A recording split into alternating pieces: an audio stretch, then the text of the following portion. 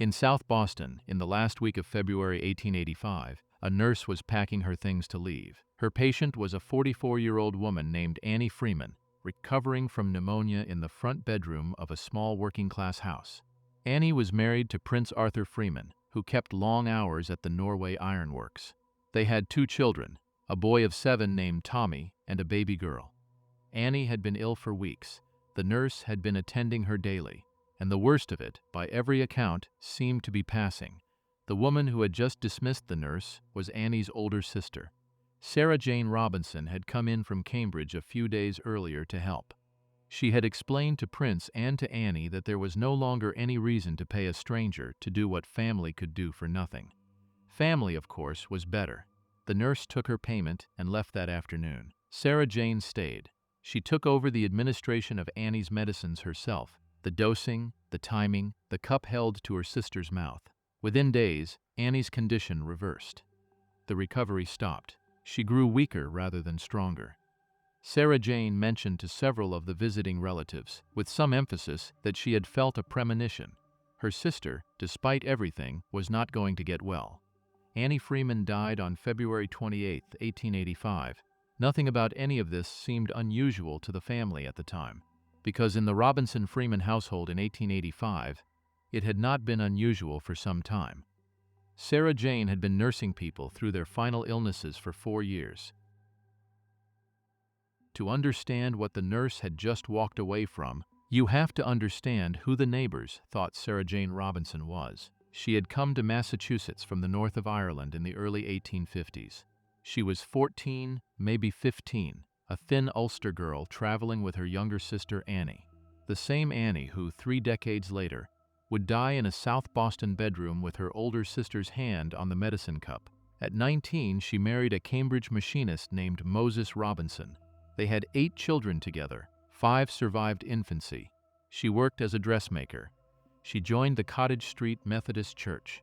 She was known there, and she was known in particular to a man named Thomas R. Smith, a prominent figure in the congregation and a former superintendent of the Sunday school in Hyde Park. What her relationship with Smith actually was would become, years later, a question the Boston papers could not quite answer in print. The Robinsons moved often apartment to apartment, sometimes before the rent was due, sometimes just after. Sarah Jane had learned a small, profitable fraud, taking out loans against her household furniture, then taking out more against the same furniture from different lenders, and using the fresh cash to outrun the older debts. This required her to keep moving, and she was, by every surviving description, pleasant. The Fall River Daily Herald, describing her in the summer of 1886, chose the words intelligent face and the appearance of a refined woman. Her pastor, her neighbors, the men she met through the church, none of them had ever walked away from a conversation with Sarah Jane Robinson thinking anything was wrong. Her own sister had not walked away thinking it either. That was, in the end, the point. She began, as far as anyone was later able to reconstruct, in the summer of 1881. The Robinsons were living in Cambridge, renting from a 72-year-old man named Oliver Sleeper. Sleeper was elderly, a little infirm, and alone. When he took ill that summer, Sarah Jane volunteered to nurse him. The family was glad of her. She was already right there, already attentive, already the kind of neighbor one wanted in a building with an old man in it. Oliver Sleeper died on August 10, 1881. The attending physician wrote the cause of death as heart disease. This was a common enough entry on a Cambridge death certificate in 1881 for an elderly man who had been failing for weeks, and no one questioned it. After the funeral, Sarah Jane submitted a bill for $50 to the Sleeper estate for her nursing services. $50 was not a small amount in 1881. The family declined to pay the bill.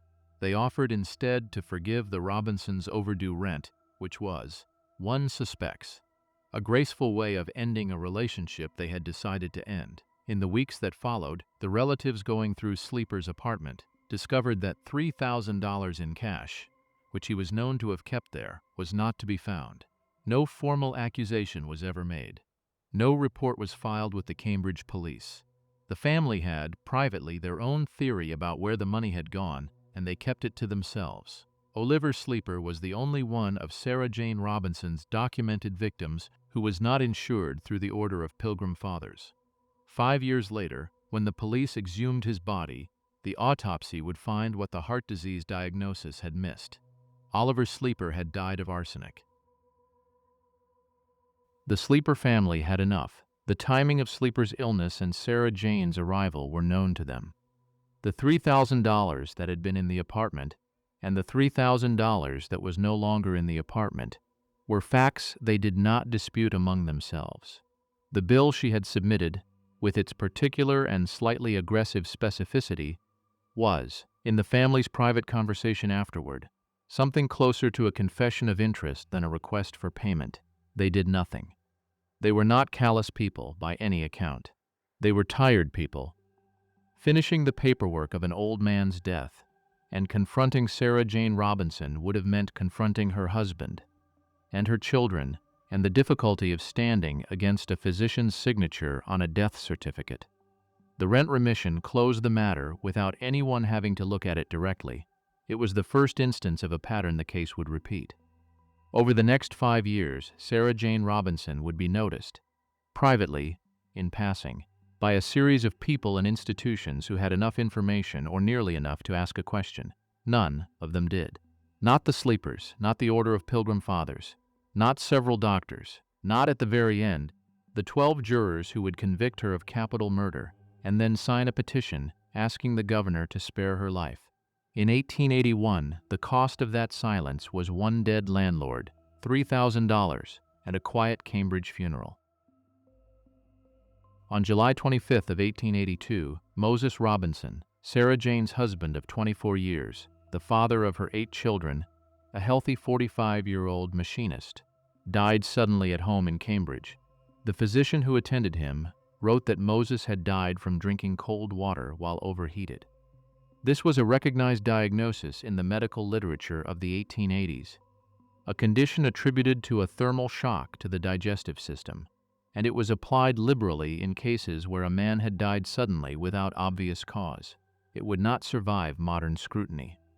Moses was insured for $2,000 with the Order of Pilgrim Fathers, a Massachusetts fraternal society that had been founded specifically to provide cheap life insurance to working-class members. $2,000 in 1882 was not a fortune, but it was the price of a house or the floor of a new start. Sarah Jane filed her claim. The order contested it. The officers noticed, as insurance officers tend to, that the diagnosis did not quite match the description of the death. They refused to pay. The case entered the Massachusetts court system and stayed there. What the order did not do, in 1882 or at any point in the next 4 years, was notify the police. They had sensed what the Sleepers had sensed, that something did not add up, and they had responded the way an insurance company responds. They protected the money. The Order of Pilgrim Fathers would eventually become the institution that finally stopped Sarah Jane Robinson.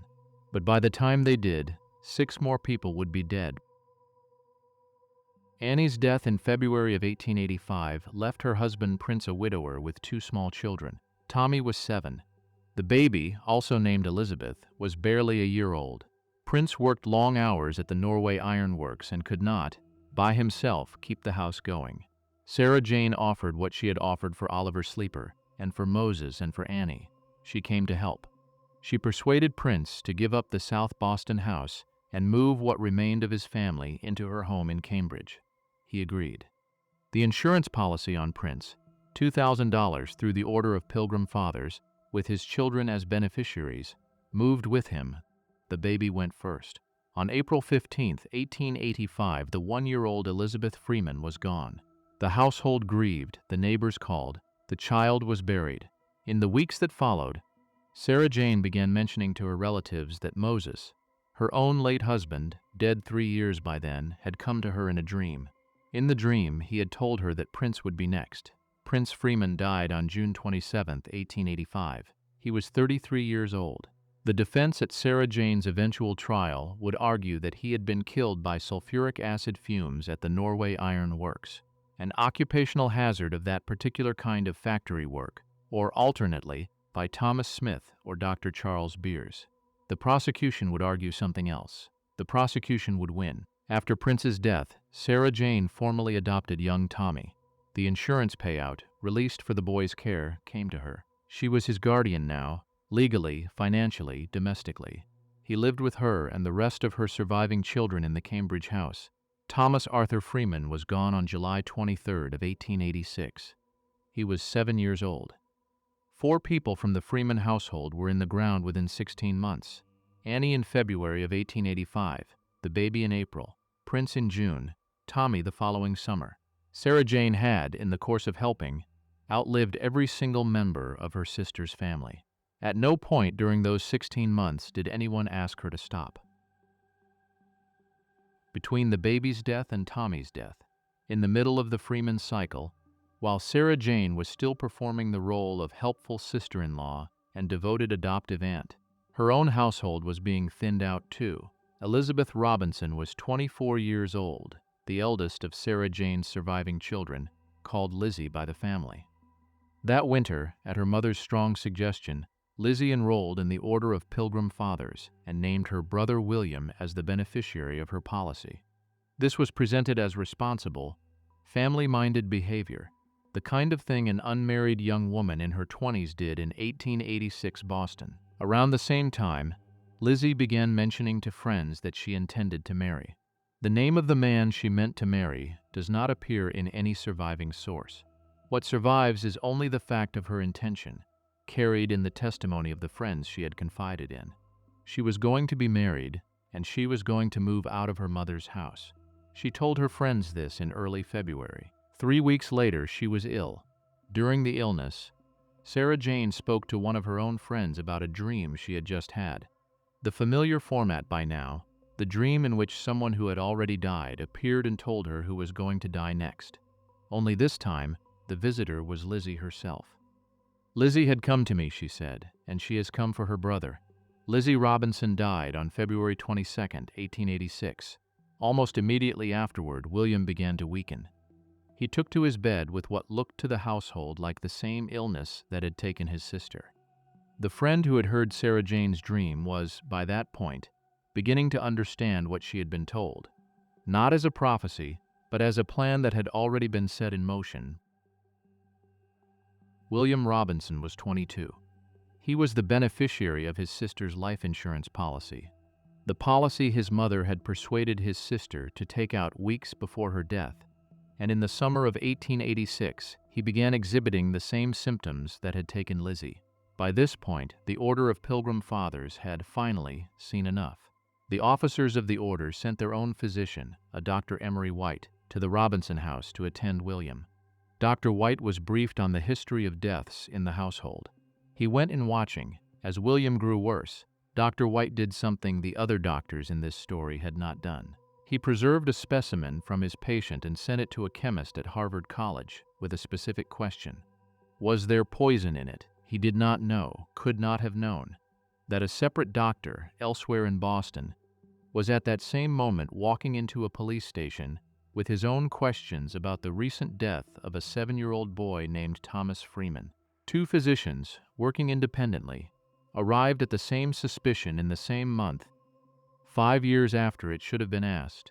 On the morning of August 12, 1886, William Robinson, lying in the house where all the others had lain before him, told those around him that his mother was the one making him sick. He died that morning. The Harvard analysis came back shortly after, confirming substantial quantities of arsenic in the specimen Dr. White had preserved. It had arrived too late to help William, but it was sufficient for the Boston police. That same day, officers went to the house in Cambridge and arrested Sarah Jane Robinson. They also arrested Thomas R. Smith, who happened to be there. Dr. Charles Beers, Sarah Jane's longtime admirer from the church, was picked up shortly after. When the officers came through the door, Sarah Jane fainted. The Cheriton Herald, reporting a few days later, described the collapse in careful detail. She had straightened out rigidly, as though dead. The reporters were already writing, before she had even reached the police station, that she would surely plead insanity. What followed was a compressed, almost clinical phase of institutional action. 9 months of police and prosecutors trying after the fact to reconstruct the 5 years they had missed entirely. The exhumations began almost immediately. One after another, the graves were opened. Lizzie Robinson, Annie Freeman, Prince Arthur Freeman, Thomas Freeman, Moses Robinson, and when they had gone back far enough, Oliver Sleeper. 6 bodies, 6 examinations. Every one of them carried the same finding: the poison in the tissues, the poison in the organs. The ground had been keeping the record the physicians of Cambridge and South Boston had failed to keep. In October of 1886, the grand jury returned indictments against Sarah Jane Robinson, Thomas Smith, and Dr. Charles Beers for the deaths of William and Lizzie Robinson. 3 months later, in January of 1887, the grand jury returned 4 additional indictments against Sarah Jane alone, for Oliver Sleeper, for Moses, for Prince Freeman, and for little Tommy. That summer, Sarah Jane was examined by Dr. Kelly of the McLean Asylum on the question of whether she was insane. The reporters from the previous August had predicted an insanity defense from the moment she collapsed in her kitchen. Dr. Kelly, after his examination, concluded there was no evidence for one. That avenue was closed. Before either trial began, the Attorney General of Massachusetts, A.J. Waterman, quietly entered a nolle prosequi against Thomas Smith and Dr. Charles Beers, dropping the charges against them. What precisely their role had been, accomplices, associates, or simply men who had visited the wrong house at the wrong time, was a question the Commonwealth of Massachusetts had decided it could not answer. The state would proceed against Sarah Jane Robinson alone. The first trial opened on December 13th of 1887. It was, by court order, a trial for the murder of William Robinson and only William. The other deaths, all 5 years of them, all 6 graves the state had just opened, were, as a matter of evidentiary rule, not to be mentioned in front of the jury. This was a serious handicap for the prosecution, and they handled it, according to later accounts, poorly. The prosecuting attorney's examination of witnesses was described by one contemporary observer as slow, rambling, and pointless. The defense argued that a 22-year-old man could die of a stomach illness in Cambridge in 1886 for any number of reasons. After 6 days of testimony, the case went to the jury. They deliberated somewhere between 24 and 48 hours. The sources differ, and came back hung. They could not agree. Sarah Jane Robinson had, against everything the exhumations had established, nearly walked out of the courtroom. The Commonwealth tried again. The second trial opened on February 6th of 1888, and this time it was for the murder of Prince Arthur Freeman, Annie's husband, Sarah Jane's brother-in-law, the second death in the Freeman cycle. The prosecutors asked the court for something they had not had the first time: permission to introduce Annie Freeman's death as evidence on the theory that Annie and Prince had been killed as part of the same insurance fraud scheme. The court granted it. The defense attempted to place the death elsewhere. Prince had worked at the Norway Iron Works, breathing sulfuric acid fumes for hours a day. That was where his illness had come from. Or Thomas Smith had done it, or Dr. Beers had. The jury was not persuaded. They convicted Sarah Jane Robinson of first-degree murder in under an hour, and the judge sentenced her to hang. Her lawyers appealed to the Supreme Judicial Court of Massachusetts, arguing that Annie's death should never have been admitted into evidence because the prosecution had not proven that the insurance scheme existed. The appeal was denied. The conviction stood. The execution was scheduled for November 16, 1888. 8 months after 12 jurors had returned a guilty verdict against Sarah Jane Robinson in under an hour, the public in Massachusetts began to change its mind. There was no single event that did it, no new evidence, no fresh doubt about the conviction, no confession by another party. What there was, by the end of October of 1888, was a petition, already circulating, already gathering signatures, addressed to Governor Oliver Ames, asking him to commute Sarah Jane Robinson's sentence from death to life imprisonment. The petition gathered, by the accounts that survive, about 500 signatures. Among the signers were 76 ministers. Among the signers were also 7 of the 12 jurors who had convicted her. Sit with that for a moment. 7 of the 12 men who had, 8 months earlier, looked at the evidence the Commonwealth laid in front of them. The dead sister, the dead brother-in-law, the insurance payouts, the 6 graves. and had voted, in under an hour, for death.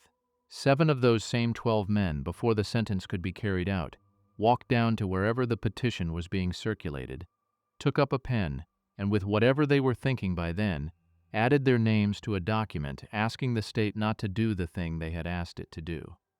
A reporter for the Boston Journal, writing from the courtroom in June of 1888, described her sinking languidly into a rocking chair behind the prisoner's iron cage and asking for a drink of water, her hands trembling like leaves as she held the tumbler to her lips. The governor's counsel, initially opposed, recommended commutation.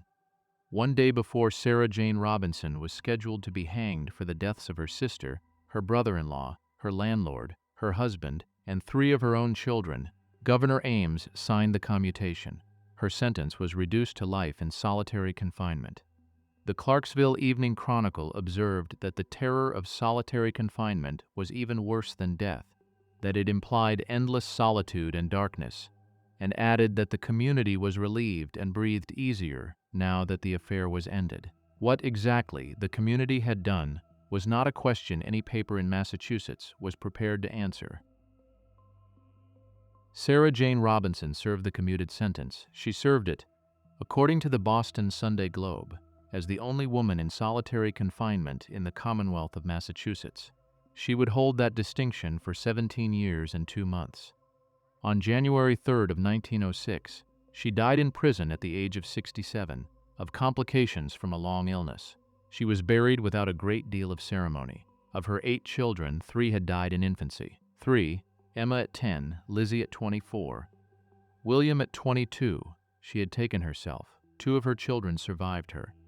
Where they went after 1886, what they did, what they remembered of the house in Cambridge, none of it is recorded in any source that survives from the case. The state of Massachusetts let them walk out of this story, and they went. The Clarksville Evening Chronicle had been correct in the end about the terror of solitude and darkness. The community had breathed easier, and for the 17 years Sarah Jane spent in her cell, and for the century and more that followed her death, nothing else was ever said, except perhaps for one thing. A year or so after the commutation, while Sarah Jane was in the first year of her sentence, and while the community was still breathing easier, the new owners of her old house in Cambridge were doing some work in the cellar. Behind the furnace, inside a hole in the cellar wall, they found a small box. It contained rat poison. No one, so far as the surviving record shows, had ever suspected the cellar. The police had searched the house in 1886 when they arrested her. They had not pulled the furnace out to look behind it. The box had been sitting in the wall for, the new owners could not say how long. Long enough. The house had known all along,